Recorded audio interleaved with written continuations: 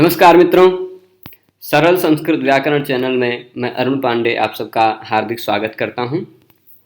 आज मैं आप सबके लिए लेके आया हूं उपजाति छंद। इससे पहले परसों हमने इंद्र वज्रा छंद का अध्ययन किया था और कल उपेंद्र वज्रा का अध्ययन किया था। मुझे आशा है कि आप सब इंद्र वज्रा छंद का भी अध्ययन कर चुके होंगे, उपेंद्र वज्रा छंद का भी अध्ययन कर चुके होंगे। यदि आप इंद्र वज्रा छंद के लक्षण को, उपेंद्र वज्रा छंद के लक्षण को जानते हैं तो आपके लिए यह उपजाति छंद केवल एक सूचना मात्र है। आप उपजाति छंद को बहुत सरलता से समझ सकते हैं। सबसे पहले कुछ लोगों को भी कठिनाई होती है। मैंने कल के व्याख्यान में और परसों के व्याख्यान में देखा कि कुछ लोगों को लघु गुरु के पहचान में दिक्कत होती है। लघु कौन सा वर्ण है, गुरु कौन सा वर्ण है, ये भी पहचान बहुत कम पाते हैं। तो ऐसे लोगों से मेरा परामर्श है कि आप सब छंद वाली प्लेलिस्ट में जाकर पहला वीडियो देख लें, जिसमें छंद का सामान्य परिचय बताया गया है। उसको देखने से आपको पता चलेगा कि कौन सा वर्ण लघु होता है, कौन सा वर्ण गुरु होता है। कभी कभी लघु वर्ण भी गुरु दिखाई पड़ जाता है। मैं इस भाग में भी उसका थोड़ा सा संक्षेप में जहाँ प्रसंग आएगा वहाँ विवरण दे दूंगा। अब सबसे पहले इस पाठ में हम उपजाति छंद के लक्षण को, उपजाति छंद के उदाहरण को तथा उपजाति छंद के लक्षण और उदाहरण में समन्वय को देखेंगे, जिससे हमें उपजाति छंद को पहचानना आसान हो। तो हम शुरू करते हैं। उपजाति छंद का लक्षण केदार भट्ट के द्वारा विरचित जो वृत्त रत्नाकर है उसके अनुसार कुछ इस तरह है। अनंतरोदीरित लक्ष्म भाजौ पादौ यदि यावुपजातयस्ताः। इसका तात्पर्य ऐसा है, अनंतरोदीरित लक्ष्म भाजौ। अनंतर मतलब एक के बाद में जो कुछ भी होता है, बाद में यानी अनंतर, बाद यानी अनंतर।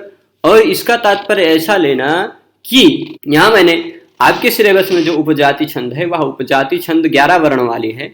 और भी उपजाति छंद होते हैं, 12 वर्ण वाली भी उपजाति होती है, 13 वर्ण वाली भी उपजाति होती है, 14 भी, 15 भी, सभी वर्णों में उपजाति छंद मिल सकते। पर ये जो उपजाति है आपके सिलेबस में वह उपजाति 11 वर्ण वाली है। उपजाति छंद की विशेषता यह है कि लगातार दो छंद जो कहे गए हैं, दो छंद मतलब एक समान वर्ण वाले। अब केदार भट्ट की जो वृत्त रत्नाकर है उस ग्रंथ को देखेंगे तो पहले 1 वर्ण वाला छंद, फिर 2 वर्ण वाला छंद, फिर 3 वर्ण वाला छंद, फिर 4 वर्ण वाला छंद, ऐसे वार्णिक छंद प्रकरण में मिल जाएगा। तो इसी तरह जब 11 वर्ण वाला छंद में आएंगे, 11 वर्ण वाले वृत्तों को बताना शुरू करेंगे तो वहां पर ये त्रिष्टुप छंद के अंतर्गत माने जाते हैं सभी 11 वर्ण वाले छंद। तो उसके अंतर्गत सबसे पहले इंद्र वज्रा बताएंगे, फिर उपेंद्र वज्रा बताएंगे और फिर उसके बाद उपजाति बताते हुए कहेंगे कि जो 2 छंद लगातार कहे गए हैं उन दोनों छंदों का अगर किसी छंद में गुण आता हो, मतलब कोई ऐसा छंद हो जो 2 छंदों का संकर हो, 2 छंदों का मिश्रण हो, ऐसे छंद को उपजाति कहा जाता है। देखिए, लक्ष्म मतलब होता है चिन्ह, उदीरित मतलब कहे हुए, अनंतर मतलब बाद में कहे हुए 2 छंदों के चिन्ह को जो रखता है या जिसके पादों में, जिसके 2 पादों में या 2 से ज्यादा पादों में 2 या छंद के लक्षण मिल जाते हैं, 2 छंद के लक्ष्य मिल जाते हैं, ऐसे छंद को यदीय पादौ मतलब जिस श्लोक के 2 पाद होते हैं वो उपजाति कहे जाती। तो इसका संक्षेप में आप अपनी सिलेबस में जो उपजाति छंद है उसका संक्षेप में यह अर्थ जान सकते हैं कि जिस छंद का कोई 1 पाद या कोई 2 पाद या कोई 3 पाद, इंद्र वज्रा का, अब समझ लीजिए 4 पाद होते हैं, 1 पाद अगर इंद्र वज्रा का है तो बाकी 3 पाद क्या है, उपेंद्र वज्रा के। 2 पाद इंद्र वज्रा तो 2 पाद उपेंद्र वज्रा के, या 3 पाद इंद्र वज्रा के तो 1 पाद उपेंद्र वज्रा के। ऐसे अगर हो, यानी कोई निश्चित नहीं है कि 2 इसके होने चाहिए 2 उसके होने चाहिए, ऐसा नहीं। 1, 2, 3 चाहे उपेंद्र वज्रा हो, चाहे 1 या 2 या 3 इंद्र वज्रा हो। चारों पाद यदि इंद्र वज्रा है तो वो इंद्र वज्रा छंद ही माना जाएगा, चारों पाद यदि उपेंद्र वज्रा है तो वह उपेंद्र वज्रा छंद ही माना जाएगा।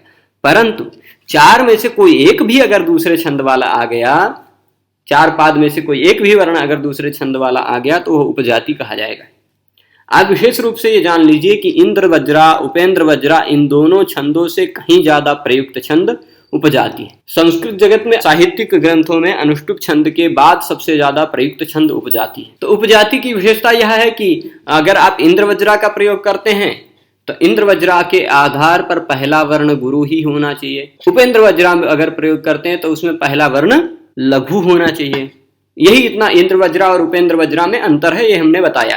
यानी उपेंद्र वज्रा कब होता है? यदि जगण हो पहला, और इंद्र वज्रा कब होता है? जब पहला तगण हो। इतना ही अंतर है, केवल एक ही वर्ण का अंतर है। पहला वर्ण अगर गुरु है 11 वर्ण वाले छंद में तो वह इंद्र वज्रा, पहला वर्ण यदि लघु है यानी ह्रस्व है तो वह उपेंद्र वज्रा। और अगर किसी एक पद्य के 2 चरणों में 2 अलग छंदों का लक्षण मिल जाए, यानी जैसे इस छंद में मैं बता रहा हूं, यह जो लक्षण बताया गया, इस लक्षण के ही पहले लाइन में अनंतरोदीरित लक्ष्म भाजों में पहला वर्ण लघु मिल रहा है और दूसरे पाद के जो पादौ यदि या उपजाते स्ताह में पा ये गुरु मिल रहा है। अनंतरोदीरित लक्ष्म भाजौ, ये एक लाइन आप पढ़ेंगे तो यहां पर 11 वर्णों में पहला वर्ण लघु है और इस जो पादौ यदि या उपजाते स्ताह वाला 11 वर्ण है, इन 11 वर्णों में पहला वर्ण जो पा है वो गुरु है। ये अंतर दोनों तरह का है आपके, इसलिए उपेंद्र उपजाति छंद का लक्षण 2 लाइन में बनाना पड़ा क्योंकि 2 पाद दिखाने हैं और दोनों पादों में 2 अलग छंदों के लक्षण दिखाई पड़ रहे हैं। और सभी गुरु लघु गुरु एक जैसे मिलते होंगे। जैसे नन है यहाँ गुरु तो यहाँ दौ गुरु है, यहाँ त लघु है तो यहाँ य लघु है, यहाँ रो गुरु है तो यहाँ दी गुरु है, यहाँ दी गुरु है तो यहाँ या गुरु है। उसी और सभी वर्णों में आप मिला लेंगे तो समान मिलता है, पर पहला ही वर्ण ये एक जगह लघु एक जगह गुरु मिल रहा है। यानी 2 पादों में 2 अलग छंदों के लक्ष्म मिल रहे हैं, 2 अलग छंदों के लक्षण मिल रहे हैं। तो इसलिए वह एक ही छंद जो मिश्रित छंद होता है वह छंद उपजाति छंद कहलाता है। यह एक जो उदाहरण के रूप में मैंने आप सबके सामने रखा है, यह कालिदास कृत कुमार संभव महाकाव्य का प्रथम श्लोक यानी मंगलाचरण है, जो वस्तु निर्देशात्मक मंगलाचरण का एक उदाहरण माना जाता है। इस उदाहरण में आप देखेंगे यह श्लोक को ऐसे गा सकते हैं, आप अलग अलग राग में भी कुछ लोग गा सकते हैं, वो स्वतंत्र हैं, पर सामान्य रूप में कोई यति का नियम नहीं है। तो आप एक लाइन एक राग एक बार में गाएंगे, दूसरी लाइन दूसरे बार में, तो एक एक लाइन पे रुकना है, बीच में कहीं यति नहीं है, बीच में कहीं नहीं रुकना है। तो अस्त्युत्तरस्यां दिशि देवतात्मा हिमालयो नाम नगाधिराजः पूर्वापरौ तोयनिधिवगाह्य स्थितः पृथिव्या इव मानदण्डः। यहाँ क्या है कि अस्त्युत्तरस्यां दिशि देवतात्मा, उत्तरस्यां दिशि देवतात्मा हिमालयः नाम नगाधिराजः अस्ति। उत्तर दिशा में देवतात्मा, देवताओं की आत्मा जैसी आत्मा वाला, देवताओं की स्वभाव जैसा स्वभाव वाला हिमालय नाम का एक नग यानी होते हैं पर्वत। नग गच्छन्तीति नगाः पर्वताः, जो नहीं जाते हैं वो नग कहे जाते हैं, पर्वत कहे जाते हैं। तो नग यानी पर्वतों का जो अधिराज, पर्वतों का जो सम्राट, ऐसा हिमालय नाम का है उत्तर दिशा में। और वह उत्तर दिशा में स्थित जो हिमालय नाम का नगाधिराज है वह पूर्व दिशा में और पर दिशा में, पूर्व और अपर दोनों दिशाओं में वह तोय निधि मतलब जल निधियों का अवगाहन किया हुआ है। वगाह्य, यहाँ अवगाह्य ऐसा होना चाहिए, परंतु अव के आ का लोप हो गया है भागुरी ऋषि के मत में। वष्टि भागुरी रल्लोपमवाप्य और उपसर्गयोः, ऐसा एक सिद्धांत है, आपको सिद्धांत कौमुदी में मिल जाएगा या अव्यय प्रकरण में मिलेगा। अव और अपि इन दोनों उपसर्गों के आ का लोप हो जाता, तो यहाँ अव के आ है उसका लोप हुआ है, वो विषयांतर हो जाएगा। पर पूर्व और अपर दोनों दिशाओं से, पूर्व दिशा और पश्चिम दिशा मतलब ये दोनों साइड से वह जो हिमालय नाम का जो पर्वत का सम्राट है वह तोय निधि द्विवचन है, 2 अलग समुद्रों का अवगाहन किया हुआ है। एक तरफ से दूसरा समुद्र, दूसरे तरफ से दूसरा समुद्र का अवगाहन करके पृथ्वी के मानदंड की तरह स्थित है, ऐसा इसका अर्थ है। पर हम यहाँ उपजाति छंद को पढ़ रहे हैं तो इसमें आप देखेंगे पहले चरण में इंद्र वज्रा छंद का लक्षण घटित हो रहा है। पहला वर्ण मैं पहचानने का तरीका यही बता दे रहा हूं, अगर पहला वर्ण आपको गुरु दिख रहा है तो आप समझ लीजिए कि यह इंद्र वज्रा छंद है। 11 वर्ण वाले छंदों में पहला वर्ण गुरु दिख रहा है तो वह इंद्र वज्रा है, पहला वर्ण लघु दिख रहा है तो वह आप समझ लीजिए कि उपेंद्र वज्रा है। तो आप कहेंगे कि आ कैसे गुरु हो गया और ही कैसे लघु है, तो ये मैं बता देता हूं कि सानुस्वारो विसर्गांतो दीर्घो युक्त परश्चयः वा पादांतो गुरु ज्ञेयो ज्ञेयो न्यो मात्रिको लघु। ऐसा मैंने पहले ही पाठ में बताया था कि जो अनुस्वार के साथ वाला हो वह भी गुरु माना जाता है, यानी जिसमें अनुस्वार लगा हो वह चाहे ह्रस्व ही हो, अंग कंग खंग इत्यादि जो अनुस्वार वाला है वो भी गुरु है। विसर्ग वाला अह कह खह इत्यादि भी गुरु माना जाता है। फिर दीर्घ जो है वो तो गुरु माना ही जाता है। युक्त पर है, युक्त पर यानी ऐसा वर्ण जिसके तुरंत बाद में दो या दो से ज्यादा व्यंजन संयुक्त होकर आ रहे हैं, एक साथ आ रहे हैं, तो वो भी लघु होते हुए भी गुरु माना जाता है। संयोगे गुरु ऐसा सूत्र है, संयोग जिसके बाद में है वो भी गुरु माना जाता है। तो अब इसके तुरंत बाद स त य ये तीन वर्णों का संयोग है, इसलिए ये भी गुरु अगुरु माना जाएगा। तो पहला वर्ण गुरु है स्यादिंद्र वज्रा यदि तऊ जगौगा। दो तगण है, पहले देख लीजिए। तगण मतलब ता रा ज, दो गुरु होंगे और फिर एक लघु। तो आप देख लीजिए अस दो ये गुरु है, च्युत ये भी गुरु है क्योंकि उसके ऊ के तुरंत बाद दो संयुक्त वर्ण आ रहे हैं व्यंजन वर्ण, इसलिए ऊ भी गुरु है। और पर यह ता जो है ये लघु है क्योंकि इसके बाद कोई संयुक्त वर्ण नहीं है।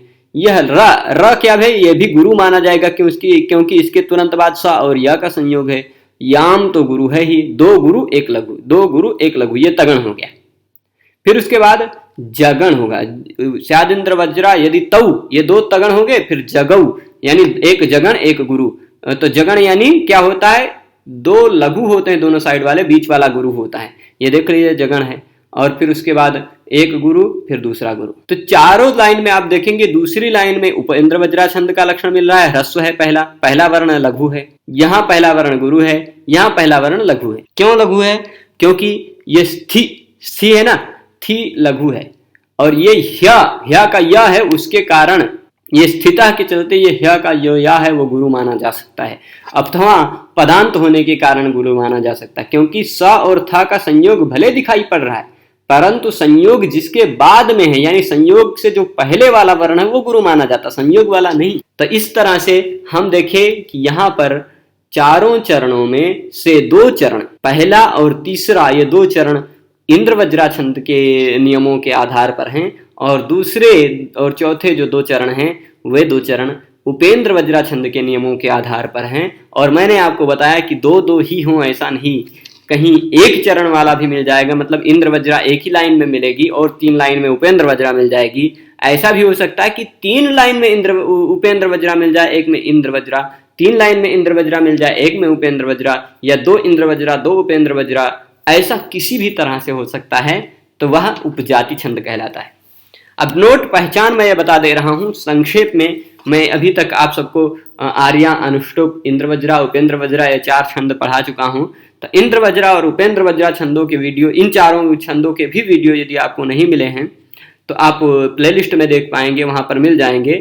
पर अभी संक्षेप में यह मैं बताऊंगा आप सबको कि इंद्र वज्रा, उपेंद्र वज्रा और उपजाति इन तीनों छंदों में क्या अंतर है, इन तीनों छंदों में हमें पहचान करना है तो कैसे हम पहचाने। तो ये एक विशेषता जान लीजिए तीनों छंदों का कि जिस छंद के, जिस श्लोक के चारों लाइनों में पहला वर्ण अगर लघु यानी ह्रस्व मिल जा रहा है और वह छंद यदि 11 वर्ण वाला है तो वह आपके सिलेबस के आधार पर, स्थित छंदों के आधार पर वह उपेंद्र वज्रा छंद कहा जाएगा अगर पहला वर्ण लघु है तो। और 11 वर्ण वाले छंद में यदि पहला वर्ण आपको गुरु मिल जा रहा है चारों चरणों में तो वह छंद आप निस्संदेह कह दें कि वह छंद क्या है, इंद्र वज्रा छंद है। यदि प्रथम वर्ण गुरु हो तो इंद्र वज्रा और प्रथम वर्ण लघु हो तो उपेंद्र वज्रा हो जाती। पर कोई ऐसा भी श्लोक 11 वर्ण वाले चरणों वाला मिल सकता है जिसमें पहला वर्ण कहीं गुरु भी मिल रहा है कहीं लघु भी मिल रहा है। जैसे यहाँ अस और पू ये दो गुरु मिल रहे हैं और ही और स्थि ये दो लघु मिल रहे हैं। ऐसा अगर कहीं आपको मिल रहा है तो वह समझ लीजिए कि वह उपजाति छंद हो। तो उपजाति छंद का इस तरह से हमने इस पाठ में देखा।